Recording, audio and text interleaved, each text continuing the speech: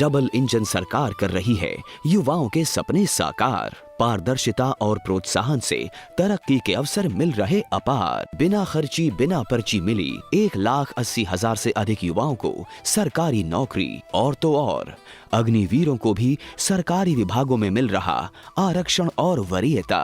साथियों, हमने केवल सरकारी नौकरी ही नहीं बल्कि रोजगार सुरक्षा पर भी काम किया है।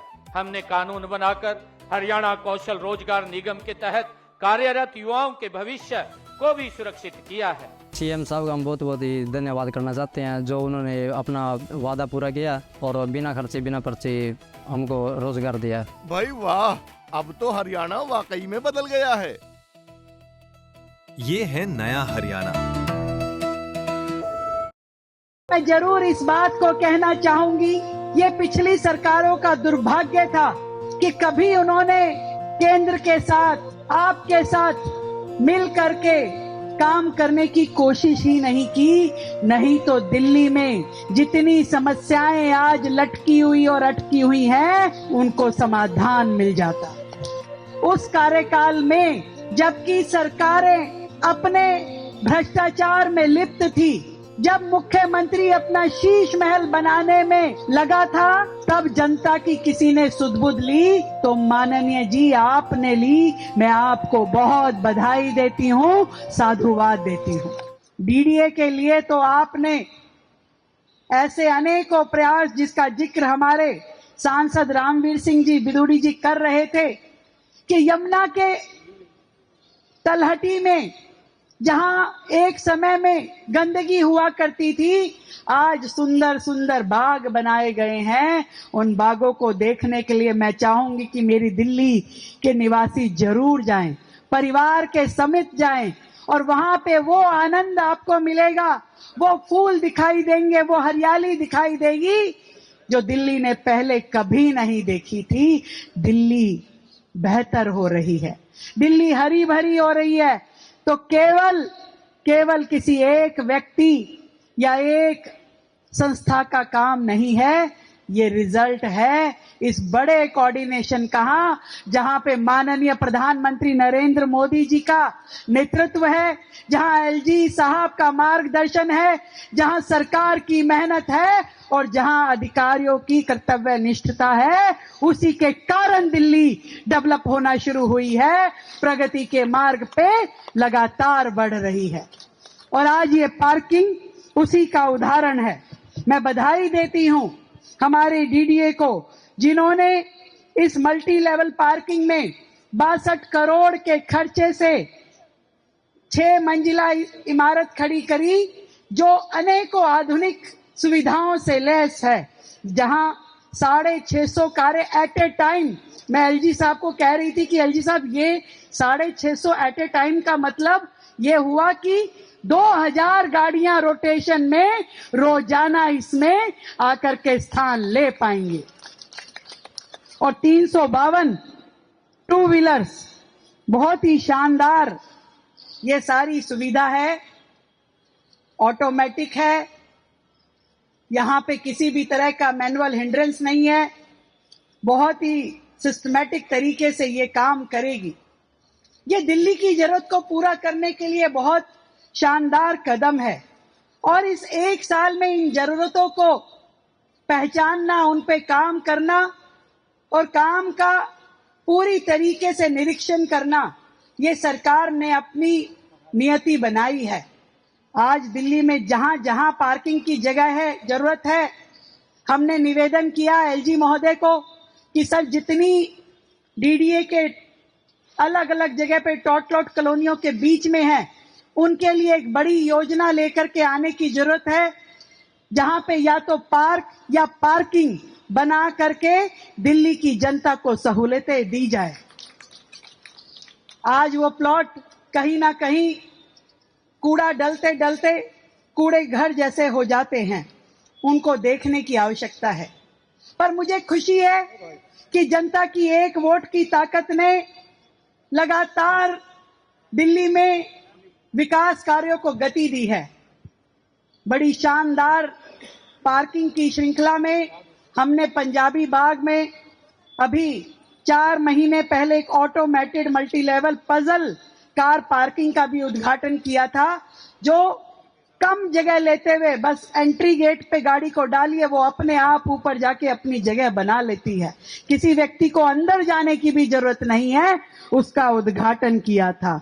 ऐसे ही ग्रेटर कैलाश में हमने एक बहुत ही आधुनिक ऑटोमेटेड शटल कार पार्किंग का भी उद्घाटन किया था, वो भी बहुत शानदार काम कर रही है। और जबकि पिछली सरकारों का अगर हम रिकॉर्ड देखें तो कभी उनके कार्यकाल में कोई पार्किंग बनके तैयार नहीं हुई। यहां तक कि रानी बाग और शास्त्री पार्क उन्होंने प्लान किया कि यहां पार्किंग बनाएंगे, पर उन पार्किंग प्रोजेक्ट को की फाइलें कहां पड़ी है, आज तक वापस मिल नहीं पाई। यहां तक कि उन्होंने हमारी परिवहन व्यवस्था डीटीसी को भी 65,000 करोड़ के घाटे में डाला। मैं आज इस मंच के माध्यम से एलजी साहब, आपने तो बहुत नजदीक से पिछली सरकार की कारगुजारियां देखी, आपने बहुत कोशिश करके जगह जगह पे भ्रष्टाचार को रोका भी, पर तकलीफ होती है कि आज भी उनके नेता उसी अपने करप्शन को ढांपने में लगे हुए हैं। मैंने देखा कि एक कंपनी डिम्स, जिसके साथ में पिछली सरकार ने अनुबंध किया, और अनुबंध ऐसा किया कि एक प्राइवेट कंपनी को पूरा का पूरा डीटीसी का ऑपरेशन दे दिया, और केवल वो ऑपरेशन चलाने के लिए, कुछ डिपो मात्र चलाने के लिए 80 करोड़ रुपए का पेमेंट दिया। 80 करोड़ रुपए का। हमारे ड्राइवर, डीटीसी के ड्राइवर कंडक्टर खाली बैठे हुए थे।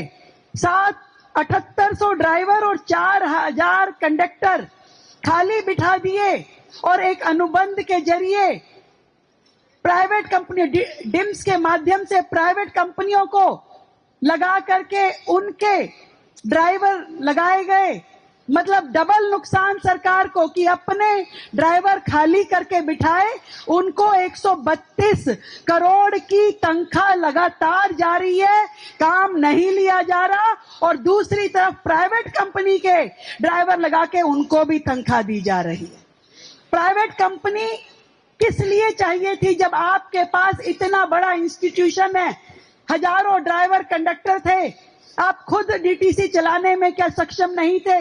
आज जब हमने वो अनुबंध हटाया, डिम्स को उससे बाहर निकाला, तो पेट में दर्द होने लगी आपियों के, और उन्होंने धरने प्रदर्शन करने शुरू कर दिए।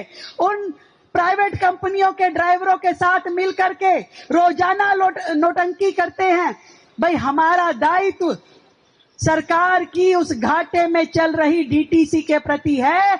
उन ड्राइवर जो सालों से दिल्ली सरकार के साथ काम कर रहे हैं, उन्हें काम देने में है, उनकी तनख्वाह पहुंचाने में है, उनकी पेंशन देने में है, ना कि किसी प्राइवेट कंपनी को मुनाफा देने में है।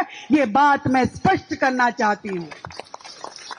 हम अपने रहते हुए कहीं से कहीं तक भ्रष्टाचार के इस बीज को पनपने नहीं देंगे, और पिछली सरकार में किए हुए भ्रष्टाचार के जितने चैप्टर हैं उनको खत्म करना हमारी जिम्मेवारी है। इसलिए हमने डिम्स को दिल्ली सरकार से बाहर का रास्ता दिखाना शुरू कर दिया है। डीटीसी के सारे ऑपरेशन अपने पास ले लिए हैं। अब पहली बार सालों बाद डीटीसी फिर से अपने पैरों पे खड़ी होने जा रही है। मैं दिल्ली की जनता को बधाई देती हूं कि आपकी एक वोट की ताकत ने दिल्ली में वो सरकार लेके आए, जिसके कारण से दिल्ली में रुके हुए, अटके हुए, लटके हुए, भटके हुए वो विकास कार्य अब शुरू होना संभव हो पाया है। बहुत बहुत बधाई देते हुए फिर से मैं आदरणीय उपराज्यपाल महोदय को ये धन्यवाद देना चाहती हूं कि आपका आशीर्वाद, आपका मार्गदर्शन दिल्ली सरकार के लिए बहुत महत्वपूर्ण है, और ये जो 1 साल पूरा होने का समय है, इस समय में जो काम हम आगे बढ़ा पाए, जो विकास कार्य कर पाए, उन सब में आपकी भूमिका बहुत ही महत्वपूर्ण है। दिल की गहराई से आपको धन्यवाद करती हूं, सरकार की ओर से, दिल्ली की जनता की ओर से बहुत बहुत धन्यवाद। बहुत बहुत आभार आदरणीय मुख्यमंत्री महोदया। आपके शब्द केवल आश्वासन नहीं बल्कि वे भविष्य की रचना का आह्वान है। बहुत बहुत आभार। एक बार जोरदार तालियों से आभार आदरणीय मुख्यमंत्री महोदया का।